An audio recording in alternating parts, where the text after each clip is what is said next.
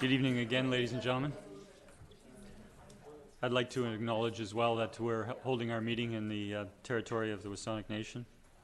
I'll call to order the special council meeting of Tuesday, February 19th to order, and we'll begin with public participation and ask that speakers speak for about 3 minutes. And if you'd like to come to the front and press the microphone, call for speakers for our first time.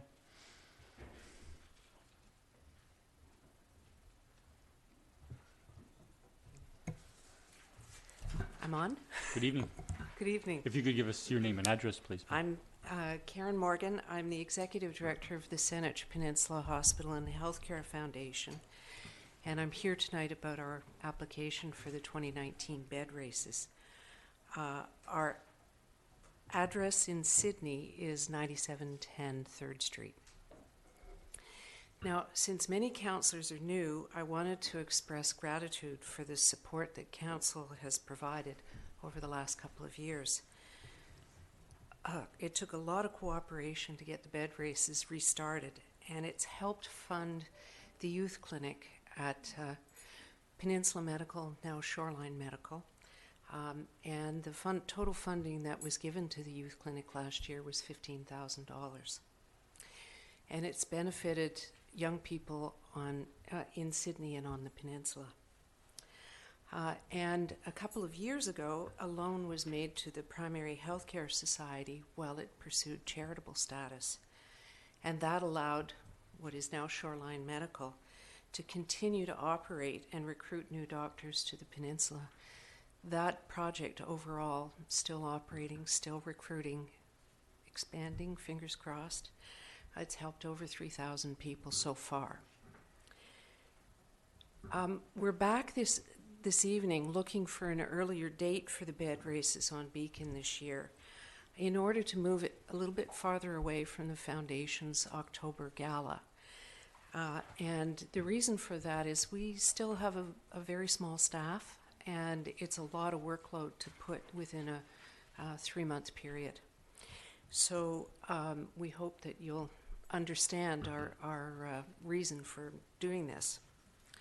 Now, the funds raised from this year's bed races will once again be used to support the youth clinic, which is open 1 night a week at Shoreline Medical.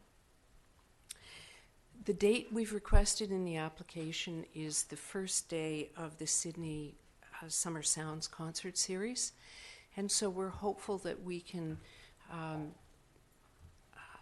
partner with the Sydney Celebration Society and do some joint advertising and make it a full afternoon out for everyone. Now, during our first year, the bed races were around for a few years, but we were not running them. It was my first experience, and there was a lot of lessons learned, some quite painfully. We realized we needed more time and space for setup, time to get things going, space to have coordinated activities such as the McTavish Academy of Arts Children's Area. And some more food vendors would like to be involved, and they are also participating financially in supporting the youth clinic. And finally, we're requesting in the application some assistance in the form of the scissor lift so that our critically needed sound system can be installed without as much challenge as it was last summer. So I'll conclude there. I hope I haven't taken the whole 3 minutes I'm allotted. If you have any questions, I'm happy to answer, but thank you very much for considering our application again this year. Thank you, Karen Morgan. I'll ask for a second time if there's anyone wishing to speak to council.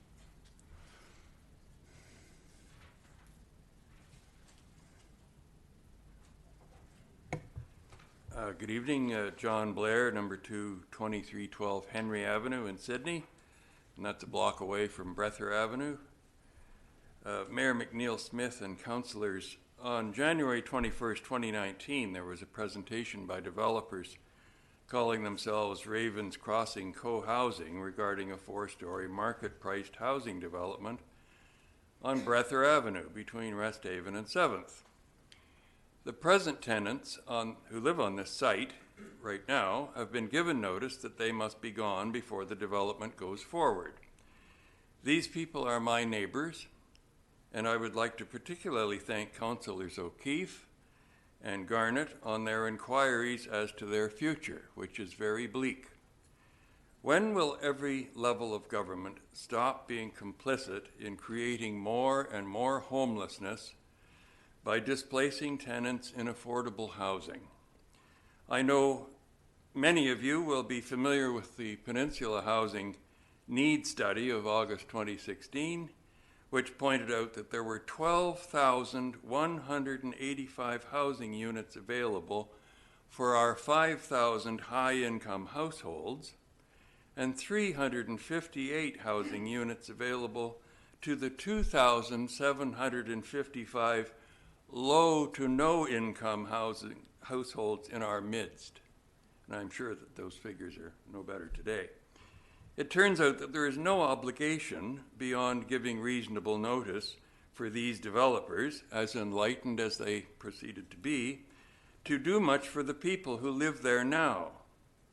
Now, in the staff report on this project, we find the following passage. Where redevelopment of existing affordable housing, i.e. older housing stock, forms part of an application for rezoning and subdivision, the town's OCP requires the applicant work with the town in the preparation of a plan to mitigate the loss of existing affordable units. Now, why include that sentence when it does not apply here and is in fact negated by the next sentence in that report? It's another of the many mysteries surrounding housing in Sydney. Now, during her presentation, the developer spoke of informal help for the present tenants. It would be very helpful to know what form informal help will take. Thank you. Thank you, Mr. Blair.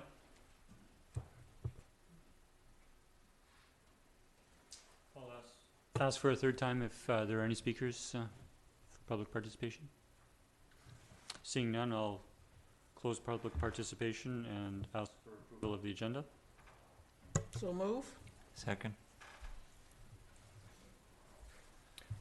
I'll call the question. All those in favor? Motion carries.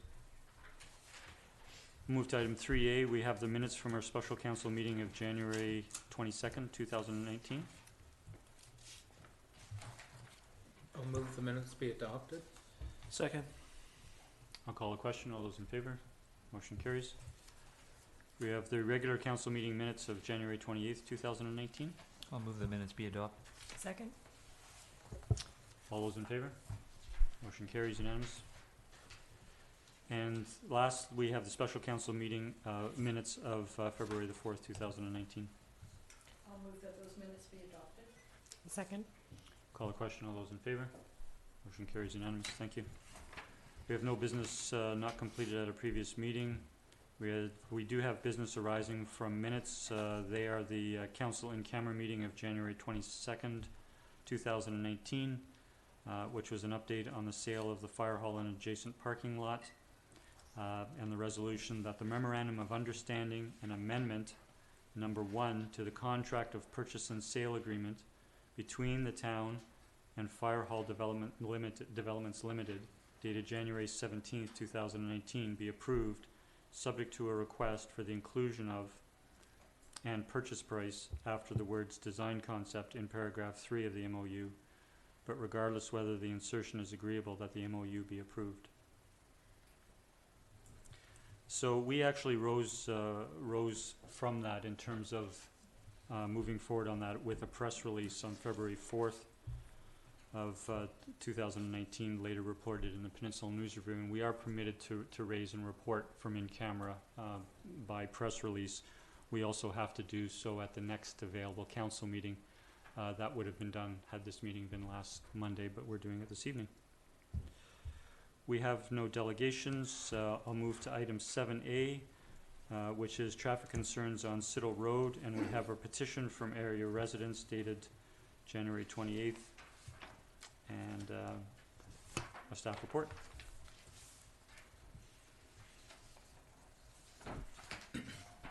I'll move that we refer this to staff for a report.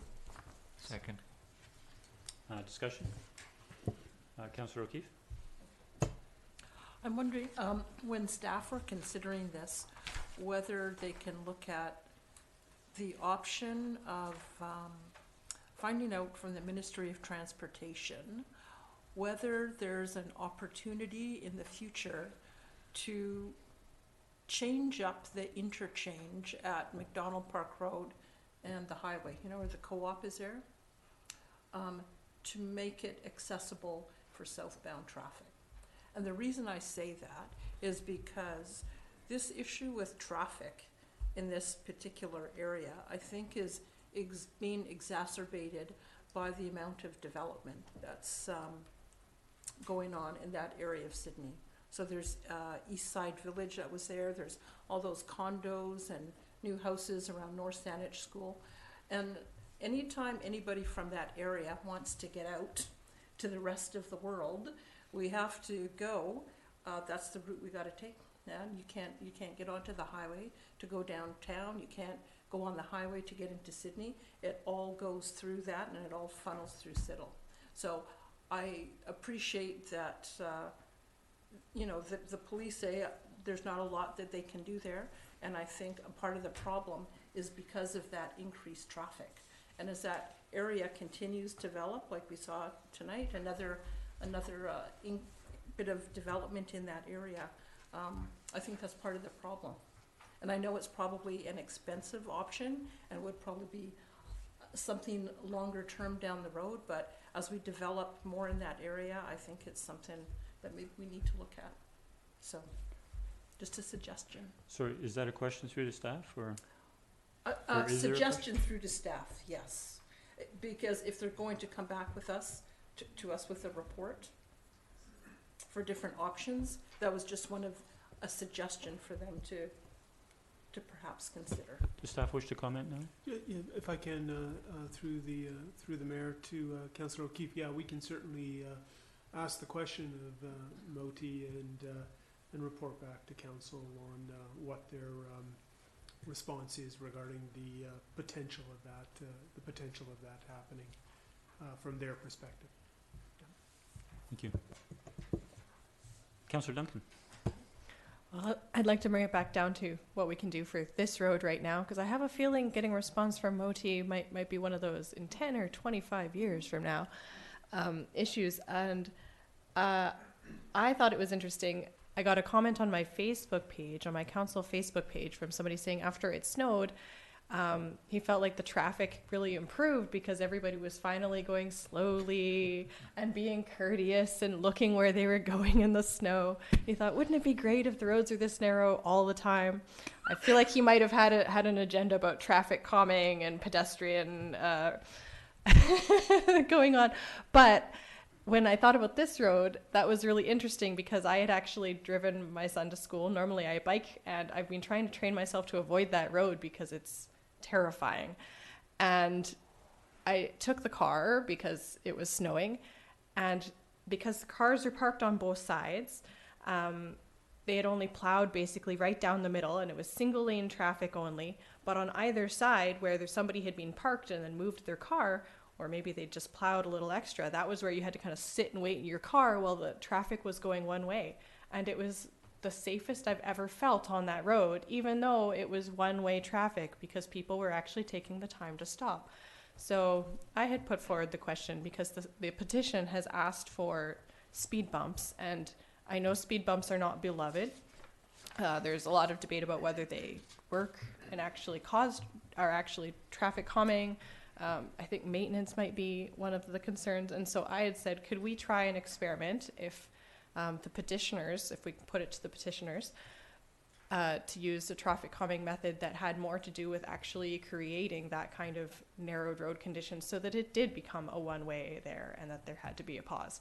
That would really make probably the people using it as their throughway mad, but it would force people to go down to Rest Haven, which is really the road that's meant for that kind of through traffic, and not to take a jog through these side streets, because all of the streets do connect down to Rest Haven, and people in the communities there should be taking it down and going out. It probably adds 25 seconds to your commute time. So that was my response about when I saw the staff, or asked for a staff report, whether looking at some kind of options like that, and it would be easy to put in a temporary measure to experiment and see whether that was something that was feasible, and then be able to remove it if it was not. Councillor Garnett? I would suggest, Councillor O'Keefe, that street's had that issue for a long time, even before development. Having worked in the community and driven down that street as part of my job, it is a well-used road. I mean, it connects, everybody goes down the road to Mills.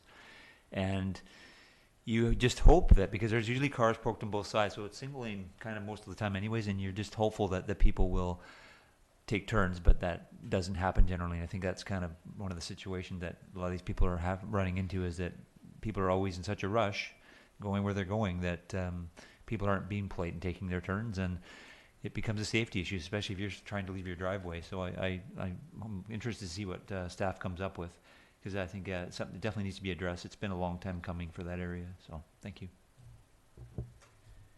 Councillor Wainwright? Thank you, Mr. Mayor.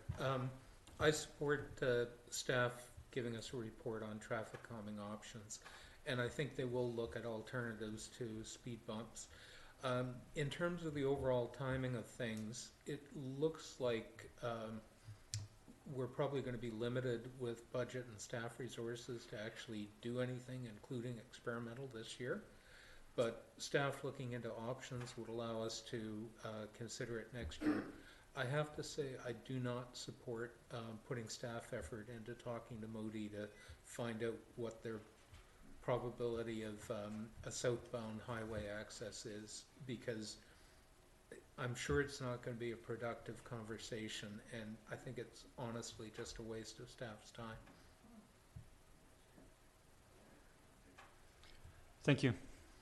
I'll just add that my experience in the past is that Modi's not considering additional, access and egress of that nature from the highway. But if it's a quick call, staff can make the call on that. I think we certainly appreciate, as members of council, the situation that the residents on that stretch of or on Siddle are experiencing, and I'd certainly support us going to staff for options and recommendations on traffic calming.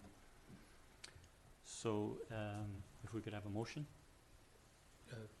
We do. Oh, sorry. I'll Yeah. I'll now call the question. All those in favor? Motion carries unanimous. Thank you. I'll then move to Mayor's report. I just have one item. I think all of us, if we were in town, experienced the snow event over the last week to 10 days. I went for a better experience and was in London, Ontario for 5 of those days, and had freezing rain that shut the entire town down, but received regular reports from here. I want to take a moment to thank our senior staff, and in particular Brian Robinson, our manager of Parks and Works, for the tremendous work that he and his team did during at least a once in 10-year event, if not a once in 20-year event. That amount of snow, when you think it falling on the entire surface area of our town, is a challenge to deal with, given the vibrancy of our community and traffic, both pedestrian and vehicle. And we received reports that staff went to 24 hours a day, 12-hour shifts. At the outset, machinery was going full tilt. Were there some challenges? Of course, with a 1 in 10-year event, there will always be some challenges, and I know staff will be doing a full debrief to look at ways of just doing it a little bit better, next time, given that it's the exact same circumstances. So thank you again to senior staff and Brian Robertson and your team. Now I'd like to move to council reports, and Councillor Wainwright, you have a report? Yes, I do. And I have some slides, so I guess I'm going to get down for that.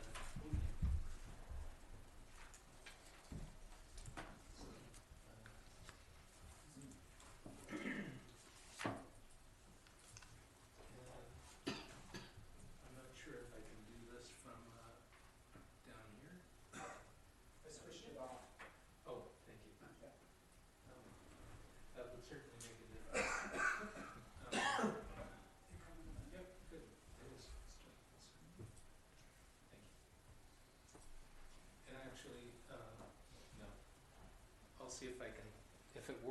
my seat. And then I'll still be using the microphone. Okay, so this particular, this is mostly a good news story. And what I'm reporting on is some information that was presented at the Saanich Peninsula Wastewater Commission meeting in January. And my starting slide says 2017 annual report.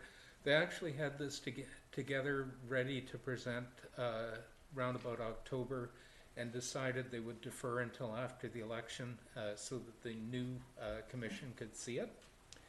And without sort of further ado, because I'll try to make this reasonably quick, in 2014, this particular map shows what the stormwater monitoring program, the key findings. And what's happening is that every year CRD staff go out and they monitor the stormwater discharges around the peninsula. And this map is showing the ones that are high rated, either for a human health concern, as in fecal coliform, that's the black squares, or for chemical contamination, that's the black triangles. So these are only the high rated ones, and you can see that in 2014, Sydney had quite a few locations that were ranked high. So here's the map from 2017, and note there are only 2 in Sydney now. Ray Creek is technically in North Saanich, and I think that's fair because the source of contamination is in North Saanich on the airport. You know, the issue of Ray Creek being contaminated, the duck pond, that's clearly Sydney, but it's coming from North Saanich. The discharge to the ocean is in North Saanich, and that's why they're counting it as North Saanich, not Sydney. One of the reasons in particular that this is good news is that the annual levy, the cost that Sydney contributes to the stormwater monitoring program, the cost sharing formula is partly based on how many high rated discharges you have.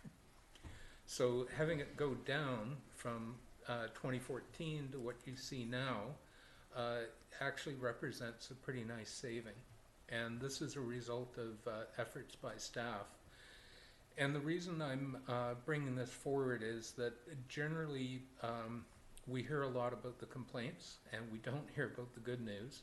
So here's the summary over time of the public health rated discharges. And you can see Sydney is the 3rd row, and I appreciate this is fairly hard to read. In 2014, we had 6 high-rated discharges, and in all the years leading up to that, we're typically running 4 to 6 high-rated discharges.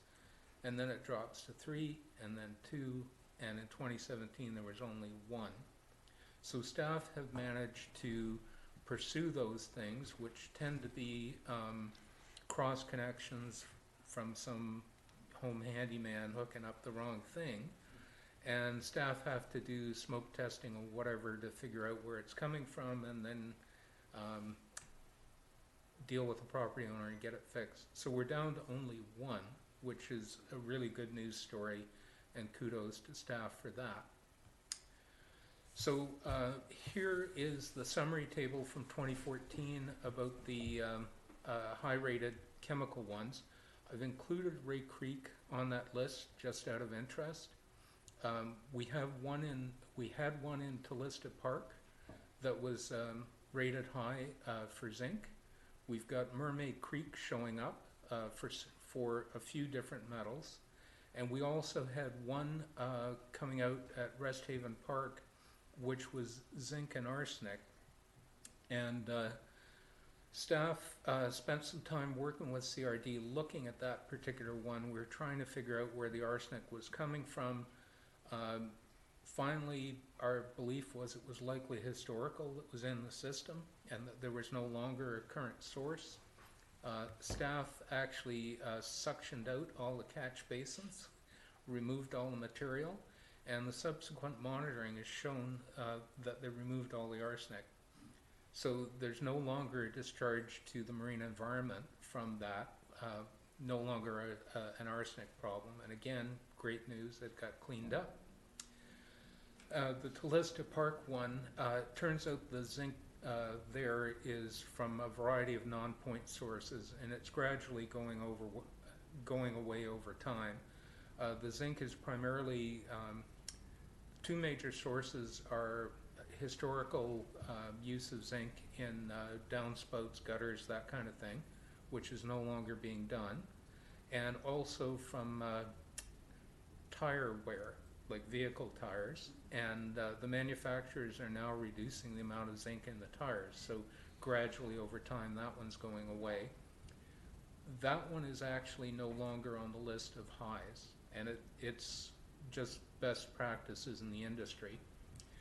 So that leaves us with Mermaid Creek, and Mermaid Creek is the only high-rated chemical discharge in Sydney now, showing up from the monitoring program. And what's going on is it's copper, lead, and zinc. And in some years we're getting high pH numbers. That's a measure of petroleum hydrocarbons. I'm simply quoting the sections from the report. I'm not expecting anyone to read it.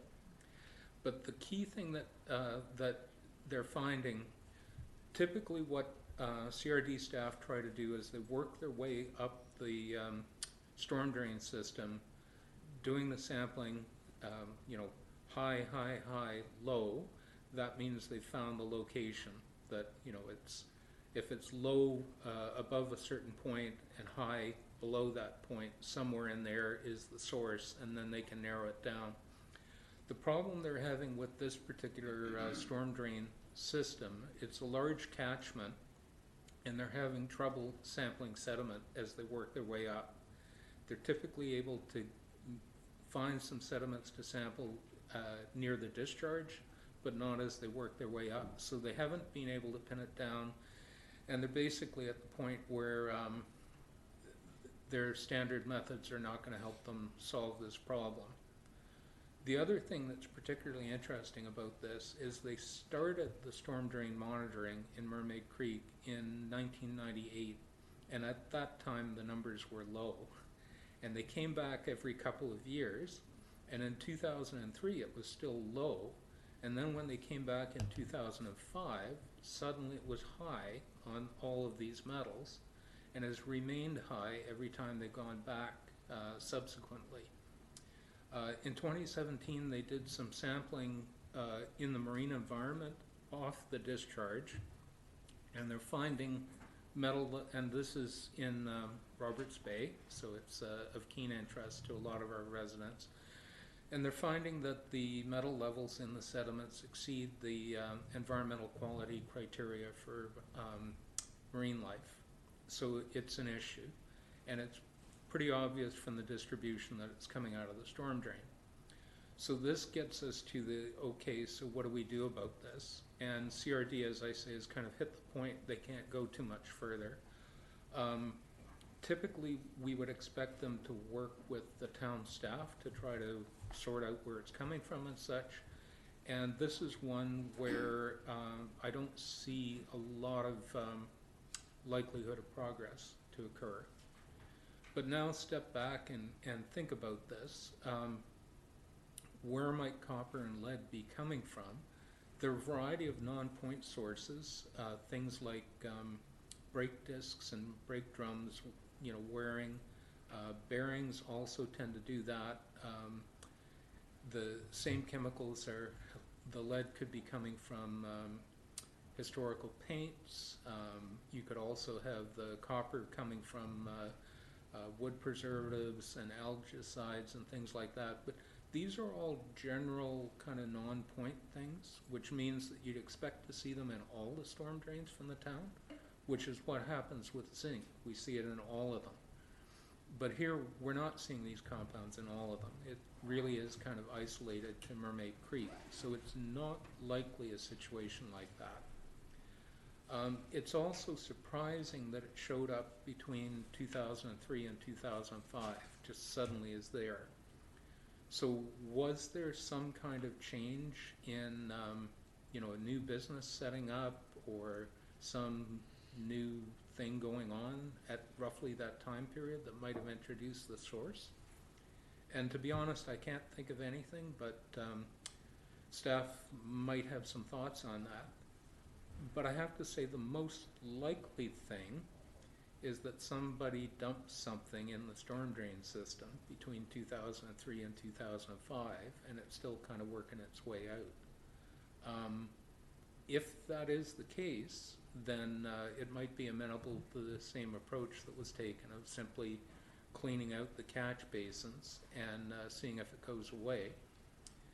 And if that approach doesn't work, then likely there would be some effort, like maybe having to do water quality as opposed to sediment quality to track down the source, and that would be a lot more challenging. So I don't have any particular solution on this, but what I did want to do was I wanted to make sure that council was aware of the information, because in the case of Ray Creek, I recall some fairly pointed commentary from a certain organization saying that council had known about it for years and years and done nothing about it. So here's a situation that's actually fairly similar. We've had data going back from 2005, so we've known about it for more than 10 years. CRD has been making serious efforts to try to figure out where the source is, and they're at the point where they're not looking at making significant progress. And now council knows about it, so it's, I think it was appropriate for me to bring that back from the commission meeting. This information about Sydney's storm drain results was buried in among about 300 pages of annual reports out of the CRD, and it's not too surprising that council and staff wouldn't pick up on this unless somebody presented it. And I happen to have spent the time wading through it, so here it is. In terms of where to go from here, I would just suggest that staff is now aware of this. I'm not proposing any specific action, although I'd like to have an opportunity to follow up with staff, do a little bit of brainstorming, see potentially where it might go, and staff can report back to council at a future time. Now for my last couple, this is a map showing you where the public health, the one high-rated public health discharge that we still have is. It's kind of in the area of Tallista Park. It's below the walkway, but it is an area that gets a reasonable amount of public presence. That's actually one of the reasons it's high rated. There are discharges that have higher numbers in other jurisdictions on the peninsula that don't have as high a public access, and therefore they're considered a lower rating, even though they've got higher fecal coliform numbers. And then here's the information about the Mermaid Creek, and there are a variety of triangles showing where they've tried getting samples over time. And all of this, staff will make some copies and give it to you, and so you have it available if you want to look, but that's the end of my presentation. Thank you. Thank you, Councillor Wainwright. And if you have any questions, I'll be pleased to try to answer them. Council members have any questions? Councillor Duncan. The fecal coliforms, did they test them to find whether they were animal or human? Yes, that is something they routinely do, and for that particular location, it's both sources are present, so there is human material present. One of the things that, and thank you for that question, one of the challenges they're going to face in future is that the lab that they've been using to do that particular DNA analysis to tell whether it's human or animal is no longer offering that service, and there's nowhere that they can reasonably use that will allow them to do that anymore. Thank you. We'll now move on to, sorry, are there any other council reports? We'll now move on to item 10, committee reports, and the first is the minutes from the Emergency Planning Committee meeting on January 23rd, 2019. I'll move that the minutes be received. Second. All those in favor? Motion carries unanimous. And second is our Committee of the Whole meetings from February the 4th, 2019. I'll move that the minutes be received. Second. All those in favor? Motion approves unanimous. Thank you. We'll now move to item 11, staff reports, and the first is with regards to license of occupation at the entrance feature at Beacon Avenue and Highway 17, and we have a report from staff dated January 10th. I'll move the recommendation that the license of occupation with the Airport Travel Lodge 092818 BC Limited for town's use of the lands at the corner of Beacon Avenue and Highway 17 for a 2-year term, June 1st, 2018 to May 31st, 2020 be approved. Second. Discussion? Just for audience clarification, we're referring to 300 square feet where Wanda used to be, just up in front of McDonald's and that plaza there. So we used to have a feature of that boat. That boat fell into disrepair, was removed, but we've decided to continue leasing it for $200 a year in case we come up with another great idea. I'll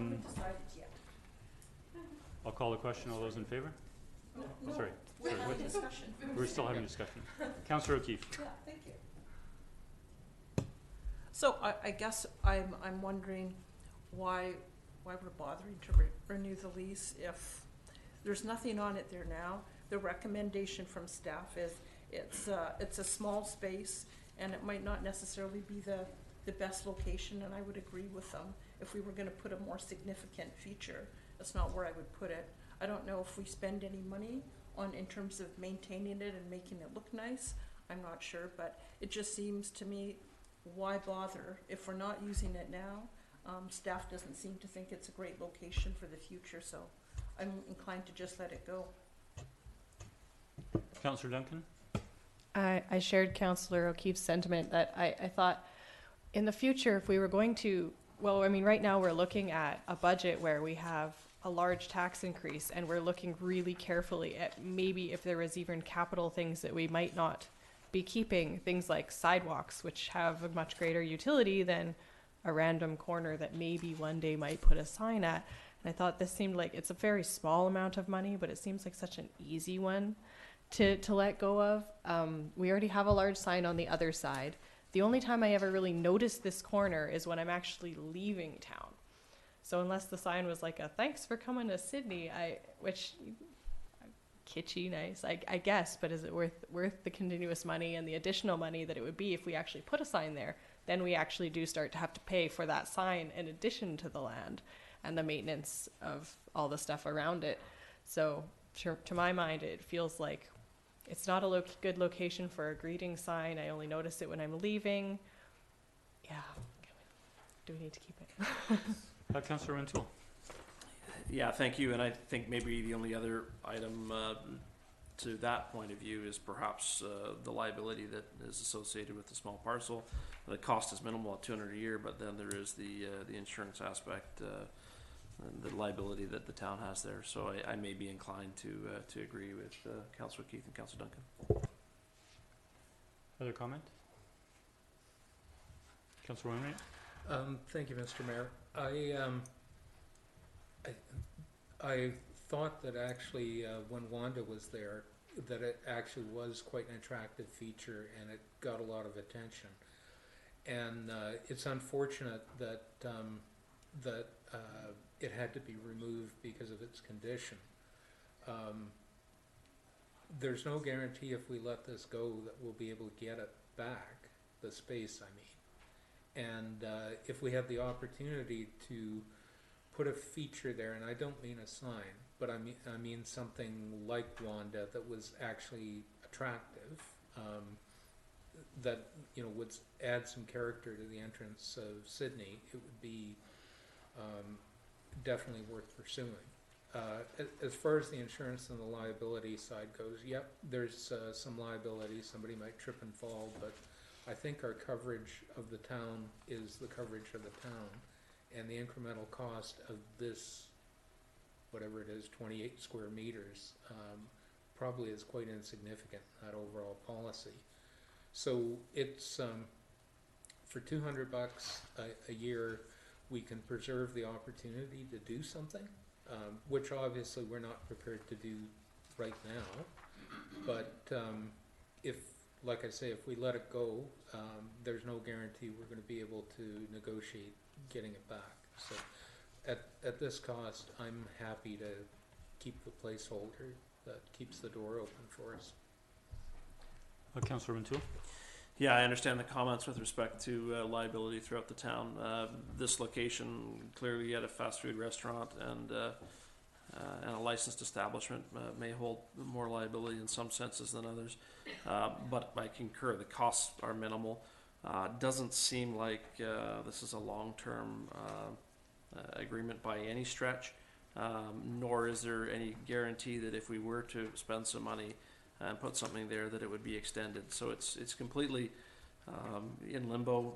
The extension of 2 years doesn't guarantee a further extension beyond that. And so, unless there's some compelling reason and a timeline set to try and come up with a feature, then I would suggest we probably let it go. If I could make a comment, and then Councillor O'Keefe. It is a 2-year term, $200 a year, and we're going through an OCP review. There might be a bright idea. I think Wanda was a nice feature there, and if something comes up in the next 2 years, or next year and a half with OCP review, we could perhaps implement something. If not, we could certainly reconsider it at that time. Councillor O'Keefe. I just had a question through you, Mr. Mayor, through to staff, in terms of what sort of maintenance is required to keep that up in terms of landscaping and that sort of thing. And I'm thinking about, things that we've heard throughout the year in terms of not enough time to get around and cleaning out the garbage bins at Tulista Park and in the town. And so I guess I'm thinking I'd rather see maintenance go into those sorts of things rather than, sending somebody over to cut the grass once in a while and trim the bushes for something that we're not using too much. Yeah, through the mayor to Councillor O'Keefe, I believe it's relatively nominal. I don't know if we have a dollar figure for that, Brian? Or Yeah, through the chair to Councillor O'Keefe, it is a fairly small area. There is a little bit of plant material that we do put in there. Usually it's extra plants that we've got left over from surplus. A small amount of time in there. When Wanda came out originally, there was some risks with some of the egresses that went through the area, and there was money budgeted 6 years ago, I believe, to make that area safe so that people could walk down through the area. The concept at that time also included lighted flagpoles for 3 particular flags at the time. Again, there wasn't money in the budget to cover those at that time, looking at the bases, running electricity to the site, and then picking a feature on that. So as a placeholder, that does work. It might be something that you might want to consider in the future. Councillor Just one last comment. I think we've had good discussion, and I appreciate that that council is looking at what is necessary and what is not necessary to spend in our town. And I think they're valid arguments, and I'm prepared to support that part of it, except it is for a limited amount of time. We are going through the OCP review, and as the mayor says, I think this is a decision that we should postpone for the time being,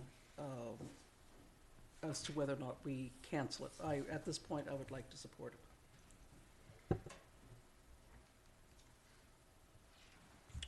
Any further discussion? So Councillor Wayne. Thank you, Mr. Mayor. Just a quick comment. It seems to me that we could actually use the amenity fund to do something there if we chose. And I'm not proposing something specific, but something could come out of the OCP review. If it comes out of the amenity fund, it's because the development paid for it. And I think if we could put in a feature similar to Wanda, something like that, eye-catching, that it would reasonably be an amenity without necessarily a tax for doing it. So just again, you know, to keep the opportunity open, while we do our OCP review, I think it's worthwhile.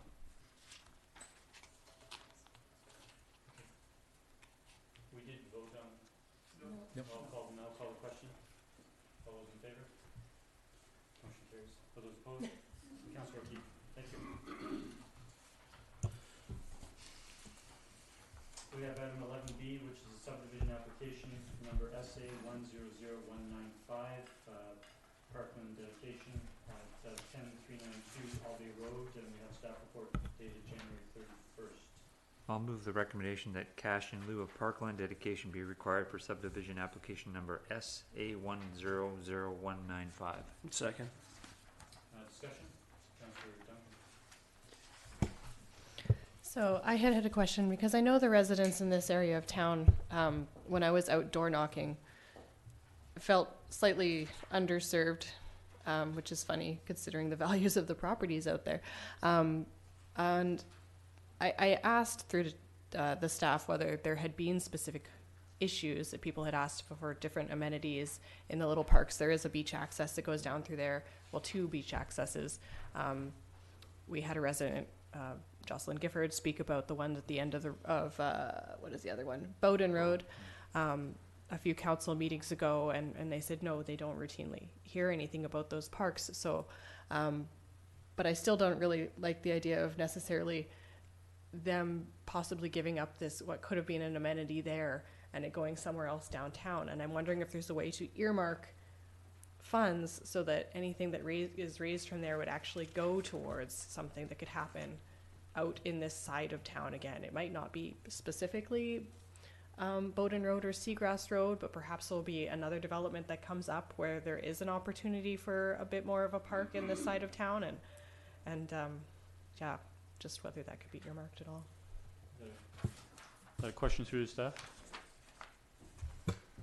Corey, do you want to respond to it? Does it have to do with potential policy guidelines contained within our OCP in terms of where the parkland dedication money can be utilized? Sure. Through the mayor to Councillor Duncan. The OCP is objectives and statements of intent. What council decides doesn't necessarily have to be exactly that.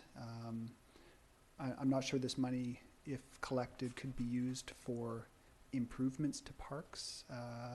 Maybe that's a better question for Andrew, but yeah, just for acquiring new parks. So that makes it a little less clear in terms of what it could be used for. Okay, good intent. Any further comment? And so we have a recommendation. Sorry, we did make the recommendation. I'll call the question. All those in favor? Motion carries unanimous. Thank you. We have subdivision application number SA 100196, waiver of frontage requirements at 2097 Weiler Avenue West, and a report dated February 6th. I'll move the recommendation that section 4.1 of subdivision and development bylaw number 1390, that no parcel of land has less than 10% of its perimeter fronting on a street, be waived for proposed lot 1 at 2097 Weiler Avenue West. I'll second. Discussion? Councillor Garnett? This particular property is in my neighborhood, my neck of the woods. Walk by it regularly. It's quite common on Weiler for there to be panhandle lots, so this is not an ask that's out of the ordinary. But if I could pose a question to staff, I have noticed on my walks lately, since they've redone their home and sort of changed the landscaping and had infrastructure put into the property, that when we have any kind of significant rainfall, it pools on the sidewalk portion as it dips down. Probably 2-3 feet wide and 2-3 feet wide and quite deep. So I'm wondering if we could have that addressed somehow to have the sidewalk be more amenable for people to walk on. Just a question of clarification through the mayor to Councillor. Is that on the municipal portion of the sidewalk or Yes. on the municipal portion? Yeah. Okay. Duly noted. Any further comment? I'll call the question. All those in favor? Motion carries unanimous. Thank you. We now move to bed races on Beacon Avenue, and we have a staff report. I'll move the recommendation that the Saanich Peninsula Hospital and Healthcare Foundation be granted permission to close Beacon Avenue from 5th Street to 3rd Street between the hours of 9 a.m. to 5 p.m. on Sunday, July 7th, 2019, subject to the following conditions. 1, that the SPHHF provide the town with proof of $5 million liability insurance, naming the town of Sydney as a third-party insured against the course of the events, during the course of the events. 2, that the Saanich Peninsula Hospital and Healthcare Foundation conform to all bylaws. That the S3, that SPHF arrange a meeting with the town staff, the fire department, and the RCMP to review safety traffic requirements at least 30 days prior to the event. 4, that SPHHF send out notices to affected residents, businesses advising of the event on July 7th, 2019, and provide a contact number should there be any concerns, questions, at least 2 weeks prior to the event. And 5, that no costs are to be incurred by the town in relation to this event. Discussion, Councillor Wainwright? Thank you, Mr. Mayor. During public participation, there was a request for in-kind support with the scissor lift, and do we need to include that in the motion? Question through to staff. Through the chair to Councillor Wainwright, the town doesn't at this time have a scissor lift. We've kind of got a bucket truck that we utilize, but nothing of that capacity. Okay. Councillor O'Keefe. Thank you.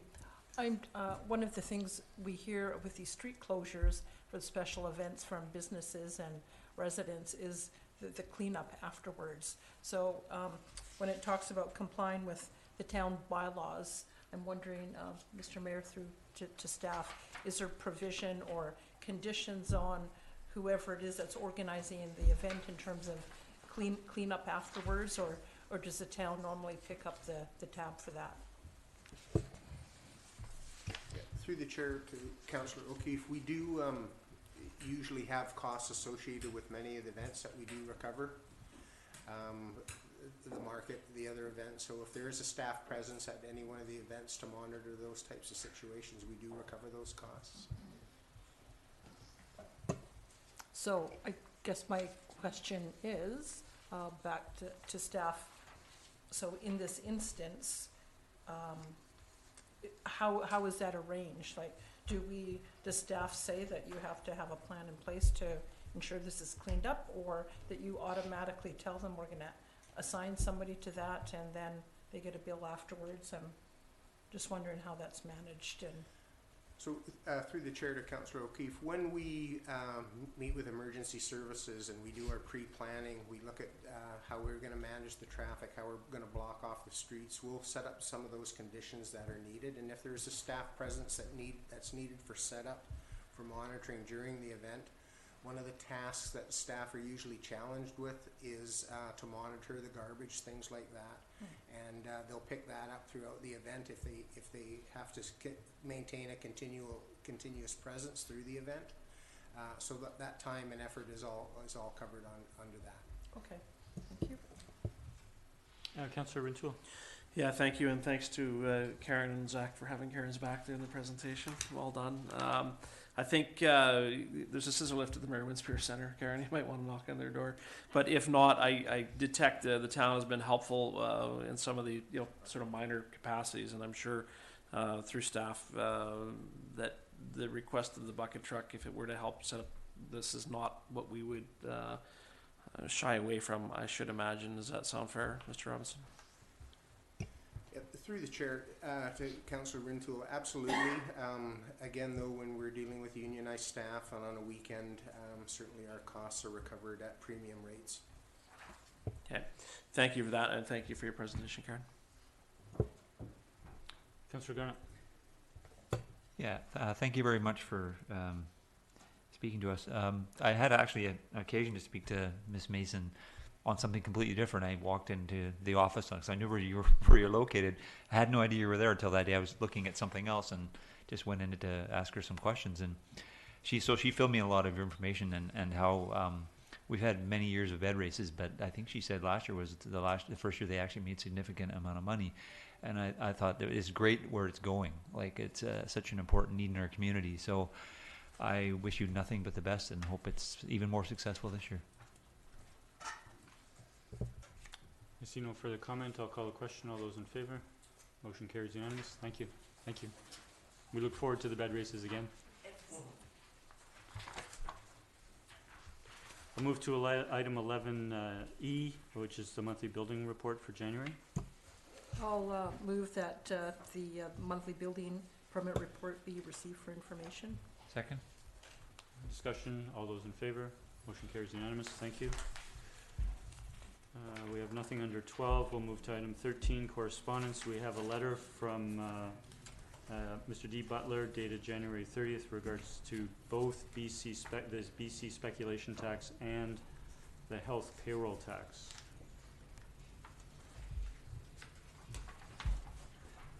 I'll move the recommendation that council consider a letter. Second? Discussion. Councillor Gunn. Not so much towards the health payroll tax, although I wish when they're going to institute this, they wouldn't be double dipping and collecting from people as well as collecting that. The actual tax itself, I'm a little hesitant to write a letter requesting it to not be used. And simply because I think the intent of the tax is a good one. And we're not sure how it's going to play out yet. I think it's been communicated badly, and I think that's part of the problem. But the intent is to promote more housing possibilities for people in the community, which we are in desperate need of. And if it works and has that direct effect, then I would support it. I would just suggest that maybe we hold off on writing a letter till we see how this plays out for a bit. Like I said, if it has the desired effect and it frees up some housing opportunities for people in our community, then I'm fully supportive of it. I just wish they'd communicated it better. Thank you. Councillor O'Keefe. So I'm not in favor of a letter for either. I think a letter had already been sent by the previous council in regards to the speculation tax, is my understanding. So I'm not sure why we need to send another one. It's not something that I heard from a lot of people. I mean, there was a handful of people during the campaign that griped about it, but I think there was more people that were concerned about affordable housing. So while it may have some sort of effects on those people who have homes, secondary homes, I'm more sympathetic to people who are just trying to find housing so that they can live and work in Sydney. So I'm not inclined to support a letter at this time. Councillor Duncan. Thank you. I'm curious about where he says previously I asked you, and this seems like he means this council and not the previous council, if you would continue to fight the tax as the past council and mayor had done, and your response was yes. Who is he talking to? Okay, so he's talking to Mayor Cliff. I said, because as far as I know, our council has not made a decision on this. So this is just him saying that he had spoken to some of the candidates personally during the campaign and felt that they were going to continue to try and push against it. Is that what I'm reading from this? Nobody else gets it? Okay. Okay. We'll go with on record then that I don't think we've to date, this council has not taken a position on this. My position would be, as Councillor Garnett's and Councillor O'Keefe, I would not be in favor of writing a letter. I only spoke to, I believe 5 people who mentioned the speculation tax while I was out campaigning. 2 of them were for it. They were families who lived here and worked here and said that the biggest problem our businesses and people in Sydney face is the fact that we don't have housing for people who work here. And that's the biggest problem our businesses face as well. So this is also an economic decision and not just a fairness decision. And the 3 people I heard who were against it all then went on to wish me great luck, but said that they could not vote for me because they are not residents. And so I think what this tells us is that as a council that is supposed to be representing this town and the people who can actually engage with this government, we would not be doing any service to the to our constituents by writing such a letter, at least from that sample size. Councilor Wainwright. Thank you, Mr. Mayor. So I'm not going to support writing a letter because we've already done it and expressed our opinions. But and I'm not opposed to the concept behind the speculation tax. I think that's quite reasonable. What I found a lot of problem with was the implementation of the tax, and that they hadn't considered the consequences of their rollout of it. So, for example, the minute you put something like this in place, the financing for projects that are under construction changes. And if you expect it to have an impact on property values, and they did, potentially you put a lot of people offside of their existing mortgage, which can be a problem because the banks are under, the financial institutions have new rules about reviewing things like that, and you could create a lot of problems with affordability for people. If you grandfather things that pre-exist the tax, it's not quite so bad. But to give you an example, you have projects that are underway, and they're underway because they've got the pre-sales that allow it to be economical, and the work starts to proceed.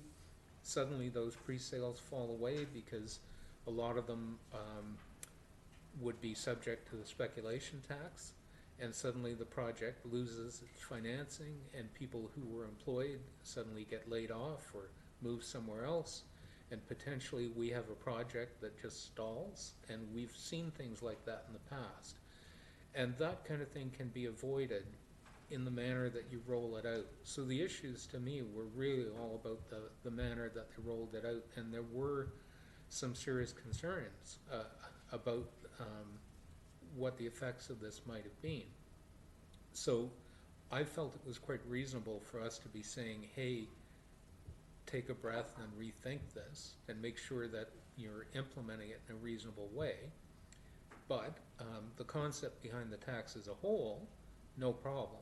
And I think that the community as a whole is looking at the concept behind the tax, but there are also all these issues about implementation. And you know, there were personal stories in this. One of the letters that I saw was from somebody who was going to be retiring in 2 years' time, moving to Sydney, had bought a condo. The individual lived in the Lower Mainland, bought a condo in Sydney, so they would have a place to move to before the prices went up, et cetera, but it was going to be their second property. It was going to get hit by the speculation tax. It was too much of a hardship at that point, and that was an unforeseen consequence. If there was a transition period, it wouldn't have mattered, but there wasn't. Anyway, so it was issues like that, and I think that it was appropriate for the previous council to write a letter and express the concerns, but it's been done, and I don't see the need to do it again. So I'll support that, but I think that there really was a lot of good reason for the town to take that position. I'll comment and echo much of what Councillor Wainwright has said. I certainly had concerns over the, I certainly accept the concept of the tax in certain ways, but certainly had issues with the implementation. Now that it has been implemented, to try and request the government to change, you know, actually roll back, you know, certain implementation measures, I don't think is feasible. So if we could perhaps amend the motion to consider a letter to a specifics with regards to a letter on the speculation tax, and then also if we want to have separate discussion on the health payroll tax letter. So the mover of the motion was Councillor Garnett. Would you like to be more specific in the motion with regards to the speculation tax letter? Well, it just said that council consider a letter. So, do you want me to move that council not consider a letter on the speculation tax then? Would that suffice, or do you want something more specific? Well, let's leave out the word consider and make a motion one way or the other. That council Can I- not send a letter. Can I ask a question? Councillor O'Keefe? I'm just wondering, do we have to, can't we just say that We just vote no. we move that this is received as correspondence and just let it go at that? Can I make that motion? Okay, well, we have a Or do you motion wanna on make the, that we have a motion? motion on the floor, Okay. which was to. Do you want to which was- withdraw your motion? I guess. I'll withdraw my motion. And the seconder? Sure. I can't remember who seconded it. So the motion is withdrawn? I'll make a motion that we receive the correspondence. Second. Further discussion? I'll call the question. All those in favor? Motion carries unanimous. Thank you. Move to item 13B, which is rail and bus rapid transit on the South Island. We had a letter from the City of Victoria dated February 6th, 2019, signed by the 13 mayors of the Capital Regional District and or Greater Victoria, and a return letter from the Office of the Premier dated February the 12th. Move receipt. Second. Discussion? So this was an initiative by the mayors.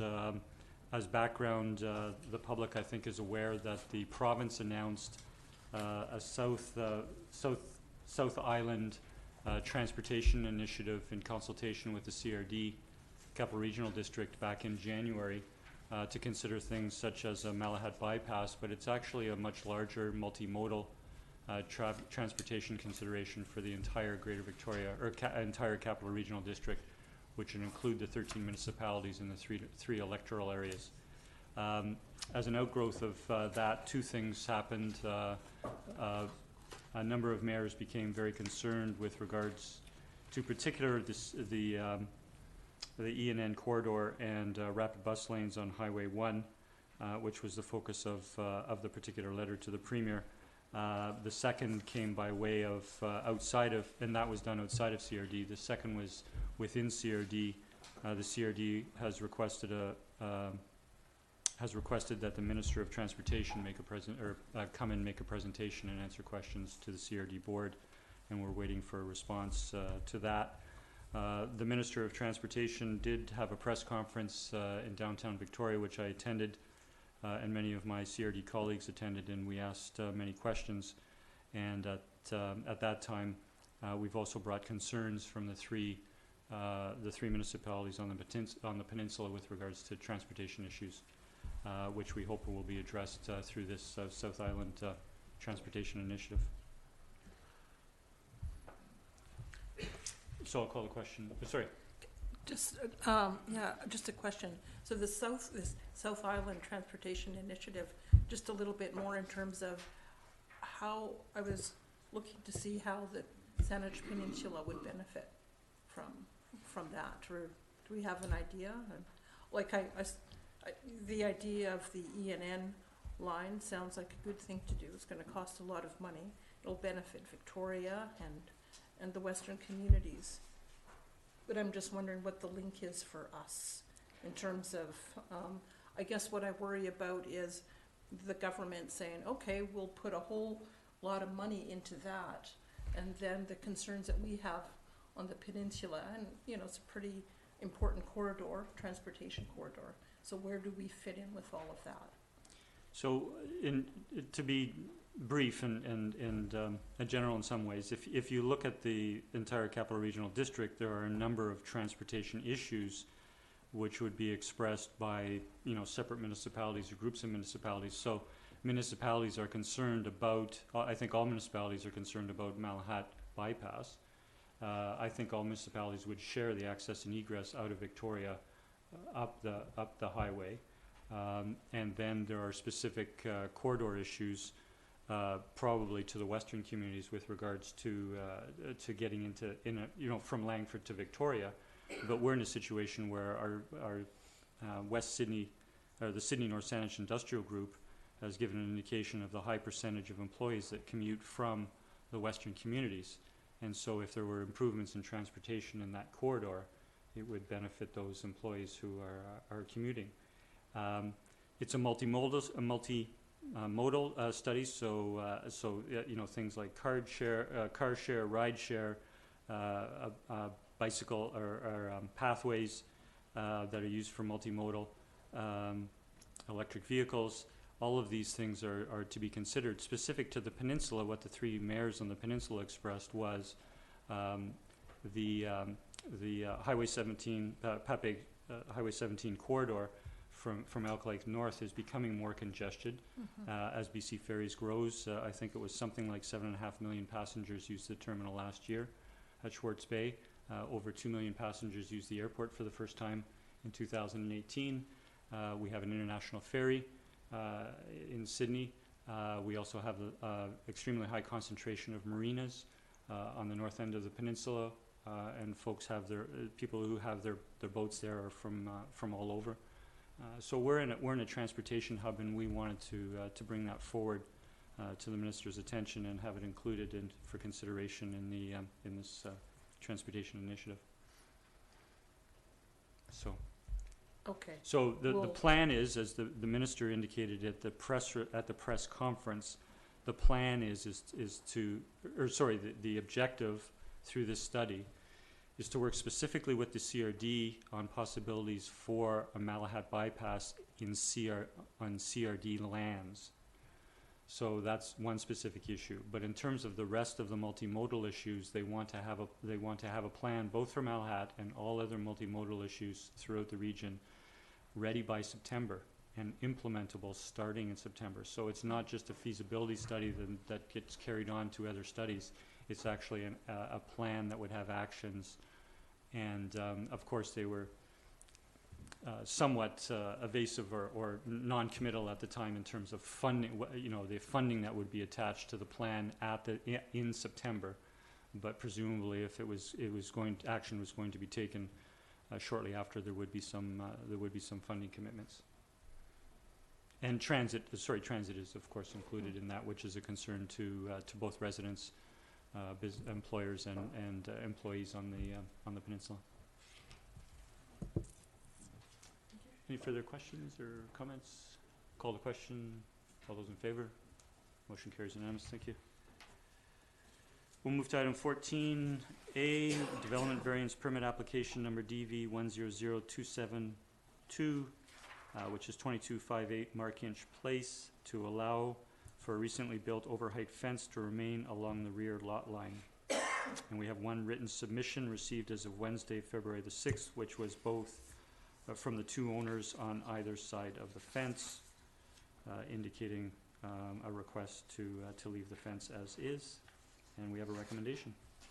I'll move that the variance application be approved. Second. Discussion. I'll call the question. All those in favor? Motion carries unanimous. Opposed? Thank you. Move to item 14B, Development Variance Permit Application Number DV 100278-2348 Beacon Avenue to relax zoning requirements for the previously approved mixed-use building proposed for the property, and we've received no written submissions as of Wednesday, February 6th, or until today, and we have a recommendation. I'll move that the variance application be approved. Second. Any discussion? Councillor Garnett. I have the same reservations when this was first brought forward a few weeks ago, and it centers around the 3-bedroom units for me. We have an older population, and we want to attract families, and we want to give them as many options as possible to live here. That's why we have this in place for 3-bedroom units. And it may be close to downtown, and maybe families don't want to live close to downtown, but maybe they do. I just don't think we should take away possibilities and opportunities for families in any development. I think we need to stick to this. It's important to bring up our demographics in our community. And we start here. It could be another one, could be another one. Any less possibility for somebody to have a home in our community is a bad idea. And I think in this case, this is simply about financial viability versus what, in my opinion, is what's in the best interest of the community. which is to maintain the 3-bedroom units and provide opportunities for families to live here. Thank you. Do we have any further comment? Councillor Duncan? I know last time when we were discussing this one, I was kind of in favor of the variance because I thought this wasn't going to be a place that families would want to live. And this seemed like of all the places to be able to waive that requirement to get just cram another unit in here, this would be it. However, since then, in the past few weeks, I have spoken to so many people who were trying to find 3-bedroom housing, and they were looking for everything. Everybody wanted to look at the Aranza. They were calling the Aranza. And they're just like, they could have made that whole building 3-bedroom units and they could have filled it up. So I think I'm feeling like I'm changing my thinking on it and going with what Councillor Garnett has said. Councillor Fallon? And just one further comment, and I spoke to this the last time. I understand the rationale for splitting up the commercial space on the ground floor. That the size of the commercial space makes it difficult to find appropriate tenant. I get that, and I understand that we have live space to be permitted in that area on the ground floor. Unfortunately, the location of the live unit is not ideal, and I just don't. I feel it's sort of a square peg in a round hole, and I can't support it on that one. So I'm sorry, but you can't get my vote on this one either. So thank you. Councillor Wainwright? Thank you, Mr. Mayor. So the variance that we're dealing with is not about the ground floor unit, residential unit on the lane, because that's permitted. So the variance is strictly about the family housing requirement. And I guess, while the family units are desirable, if the development doesn't proceed, there won't be a family unit there. And the presentation that we heard, this change was a requirement for the economics, and the cost of construction as such is not going down. So we could stick to our guns and say, nope, no variance, and it's quite possible that you won't see the development go ahead. I was not, initially I voted against this for other reasons, but it's been approved, the building envelope is there, or the approval for that is there. The only thing we're talking about is an internal change in terms of the number of units. And I know the proponents invested quite a lot in the design and bringing this application forward and such. I'm just, I'm reluctant to say no to something that's essentially the internal configuration of the building, and may in fact mean that all the proponent's investment to date is wasted. So that's my rationale for voting for it. Councillor O'Keefe? I'm leaning towards Councillor Duncan and Councillor Garnett's points about the 3-bedroom units. I've come across a lot of families that are struggling to find any place at all to live.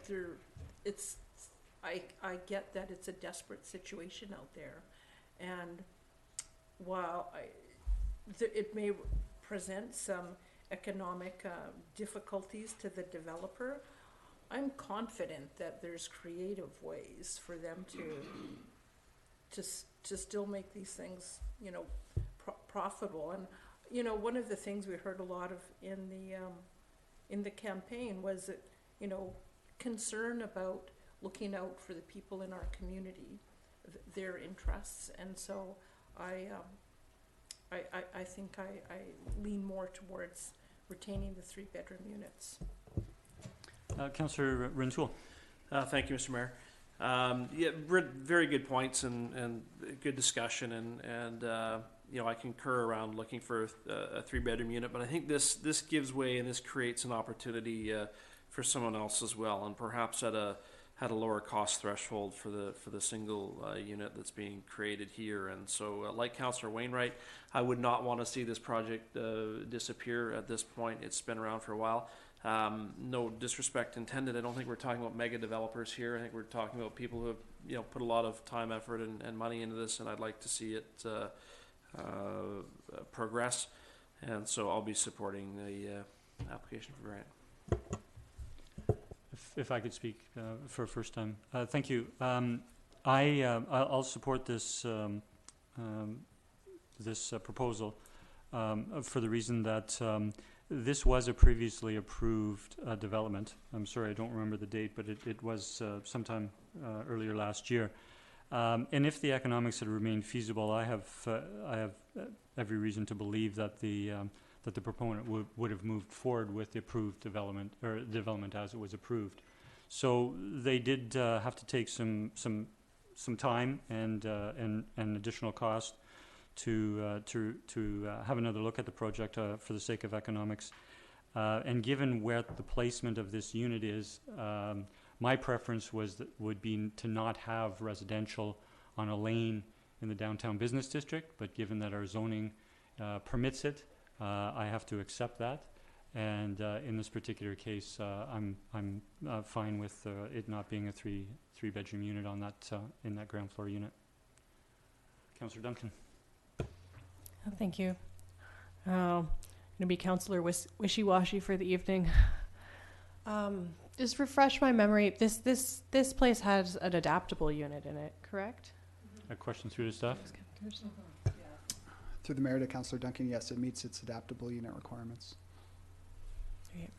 And we had a presentation earlier this evening where we all felt we were in favor largely. We all liked this place, even though we knew we weren't going to be getting an adaptable unit out of it.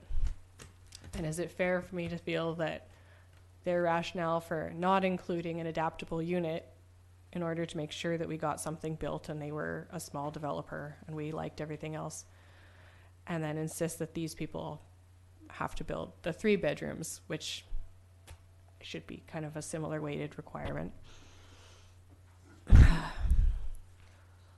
All right. Okay, I'll change my mind. Councillor Gunnett? Staff has a comment. Sorry, staff? Yeah. Does staff have a comment? I don't want to interrupt the councillor. No, go ahead. You've been waiting. I just wanted, if I might, Mr. Mayor, to add a second dimension to this conversation. Absent the commercial space being converted to residential on the ground floor facing the lane, the building would have a total of 10 units. If that were the case, its 3-bedroom unit requirement would be 1. There are 2 currently in the building. I think it highly likely that if this project did proceed, if this variance is turned down, it's likely that the project would proceed with 1 3-bedroom unit, and the second 3-bedroom unit would be converted regardless to the 2 smaller units. Councillor Garnett. Just for clarification, I did actually vote no against that adaptable unit development. But having heard what staff has said about that, I still have to stand by my principle, because I don't know what's going to happen in the future. But I do know that I want as many possibilities for families to live here, so I have to do that on that principle alone. Thank you. Any further comments? We'll now call the question. All those in favor? Those opposed? The motion carries. Thank you.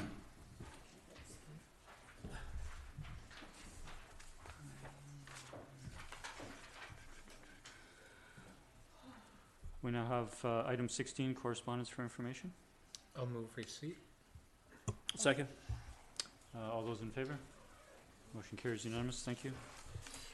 We have no notices of motion, and item 18 is a motion to go on camera.